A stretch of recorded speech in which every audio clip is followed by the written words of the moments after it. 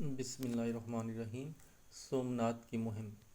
ناظرین، 415 ہجری میں محمود نے چند موت پر لوگوں سے سنا کہ اہل ہند کا یہ عقیدہ ہے کہ انسان کی روح بدن سے جدا ہو کر سومناتھ کی خدمت میں حاضر ہوتی ہے اور سومناتھ الروح کو اس کے کردار اور اعمال کے مطابق دوسرا جسم عطا کرتا ہے۔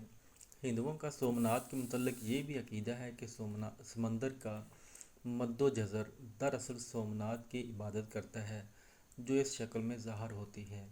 محمود نے یہ بھی سنا کہ سومناتھ کے براہمن کہتے ہیں کہ جن بتوں کو محمود نے توڑا ہے ان سے سومناتھ ناراض تھا اور اسی وجہ سے اس نے ان بتوں کی حمایت نہیں کی، ورنہ اس میں اتنی قدرت ہے کہ جسے چاہے ایک پل میں ہلاک کر دے۔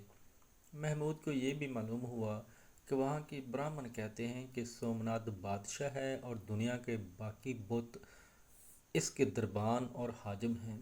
محمود نے جب یہ بے معنی افسانے سنے تو اس کے دل میں پھر جہاد کی لہر جاگ گئی اور سومناتھ کی فتح اور بت پرستوں کے قتل کو نیک ارادہ سمجھ کر 20 شعبان 415 ہجری میں اپنے خاص لشکر اور دوسرے 30,000 رضاکاروں کو جو جہادی غرض سے ترکستان وغیرہ سے آئے تھے اپنے ساتھ لے کر محمود سومناتھ کی طرف روانہ ہوا۔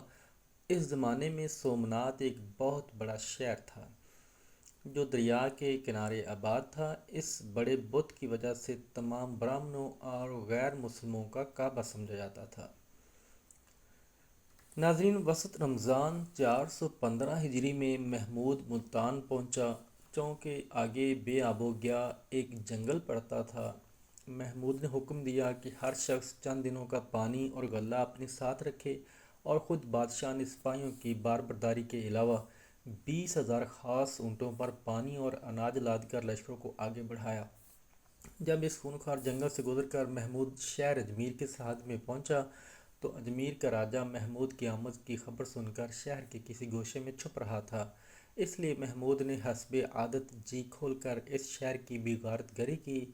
چونکہ محمود کا ارادہ سومناتھ کے تباہ کرنے کا تھا، اس لیے اس نے اجمیر کے قلعے کی تسخیر میں وقت ضائع نہیں کیا اور وہاں سے آگے بڑھا۔ راہ میں محمود کو چند اور قلعے ملے، اگرچہ یہ قلعے بہادر سپاہیوں اور آلات حرب سے معمور و آباد تھے، لیکن چونکہ خدا کی رحمت محمود کے سر پر سایہ فگن تھی، اس لیے قلعہ داروں کے دل پر محمود کا ایسا خوف چھایا کہ بغیر کسی مزاحمت سب نے اپنے اپنے قلعے تمام اموال و آلات حرب کے محمود کے سپرد کر دیے۔ ان قلعوں سے فارغ ہو کر محمود ملک نہر والا میں، جس کو پٹن گجرات کہتے ہیں، پہنچا۔ کیونکہ مسلمانوں کی دہشت سے اہل گجرات شہر پہلے ہی خالی کر چکے تھے، اس لیے محمود نے حکم دیا کہ اس شہر سے بھی غلہ لاد لیا جائے۔